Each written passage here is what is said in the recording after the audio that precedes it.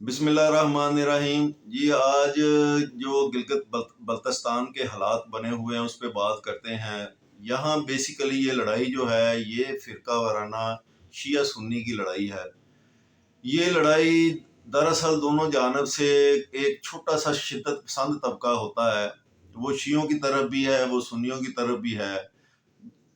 किसी एक जानब से कोई ऐसी बात हो जाती है जो दूसरे मसलक को, जो उनका मुखालिफ मसलक है, उनको उनकी दिल आज़ारी और तकलीफ़ का बायस बनती है, और उसके रद्द अमल में दूसरी जानब से भी फिर वैसा ही जवाब आता है।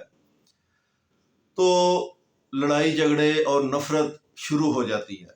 माजी में बहुत सारे वाक़यात इस चीज़ के गवाह हैं कि माजी में फ़िरका वाराना कशीदगी की वजह से पाकिस्तान में बेशुमार लोगों के घर उजड़े हैं, कत्ल व गारत हुई है, और नतीजा आज तक कोई नहीं निकला। हर बंदा अपने अपने मसलक पर कायम है। जब आपका जो दुश्मन है, इस्लाम दुश्मन कुव्वतें हैं, हमें लड़ाने के लिए उनके पास जो सबसे तगड़ा हथियार है वो शिया सुन्नी लड़ाई है। इस पे वो अरबों खरबों डॉलर खर्च करते हैं सालाना। ये सिर्फ पाकिस्तान में नहीं है, ये अरब मुल्कों में भी है।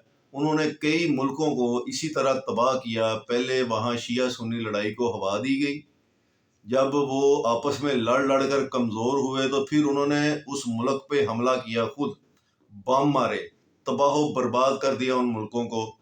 लेकिन ये बात याद रखें कि जब इस्लाम दुश्मन कुव्वतें आप पर हमलावर होती हैं और आपके ऊपर बम मारती हैं, तो वो बम नीचे ये नहीं देखता कि नीचे मैंने शिया को छोड़ देना है या सुन्नी को छोड़ देना है या इसको मारना है या उसको मारना है, वो सबको मारता है। आपको ये सोचने की ज़रूरत है कि आपका दुश्मन आपको मुसलमान समझ रहा है, दोनों को मुसलमान समझ रहा है, और आपको इस बात पे लड़ा रहा है कि आप एक दूसरे पर कुफर के फतवे लगा रहे हैं, जबकि आपका दुश्मन तो आपको मुसलमान समझ कर मार रहा है, कत्ल कर रहा है, आपको तबाह बर्बाद कर रहा है। तो मुझे इमाम खमीनी साहब का एक पोस्ट मैंने एक दफ़ा कहीं पढ़ी थी, तो बड़ी अच्छी पोस्ट थी उनकी। उन्होंने कहा था कि हम इसी बात पे लड़ रहे हैं कि नमाज जो है हाथ बांध कर पढ़नी चाहिए या हाथ छोड़कर पढ़नी चाहिए, जबकि हमारा जो दुश्मन है वो हमारे हाथ काटने की तदबीरें कर रहा है। इस बात में जो वो बहुत ही गहराई वाली ये बात है और समझने वाली बात है, जो हमारे जय्यद उलमा कराम है, दोनों जानब से, शिया जानब से और सुन्नियों की जानब से भी ऐसे एतदाल पसंद और मुस्बत सोच रखने वाले उलमा कराम मौजूद हैं। ये अब उनकी जिम्मेदारी बनती है कि वो आगे आएं और इस लड़ाई को ख़त्म करें। ये लड़ाई दरअसल वही ख़त्म कर सकते हैं, और जो अपने अपने मसलक में एक छोटा सा शिद्दत पसंद तबका है, इनको निकाल बाहर करें। इन लोगों को ऐसी पोजीशन पे ना बैठने दें जहां ये बैठ के ऐसी बातें करें और लोगों में नफ़रतें पैदा हों और अमन व अमान के मसाइल पैदा हों। इससे हमारे सिर्फ आपके मसलक को ही नुकसान नहीं पहुंचता, इससे हमारे मज़हब को भी नुकसान पहुंच रहा है, इससे हमारे मुल्क को भी नुकसान पहुंचता है।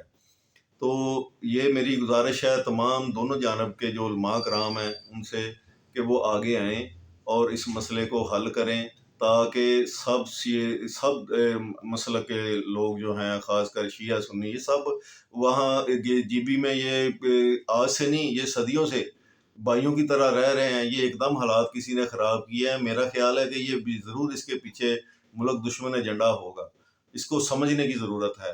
तो ये उलमा कराम का हक बनता है कि वो आगे आएँ, मुस्बत सोच के उलमा कराम जो हैं वो आगे आएँ और इस मसले को हल करें, ताकि अमन व अमान बहाल हो और ये जो हमारी मसल की लड़ाइयाँ हैं, इसमें जो नफ़रत है, ये ख़त्म हो। अस्सलाम वालेकुम।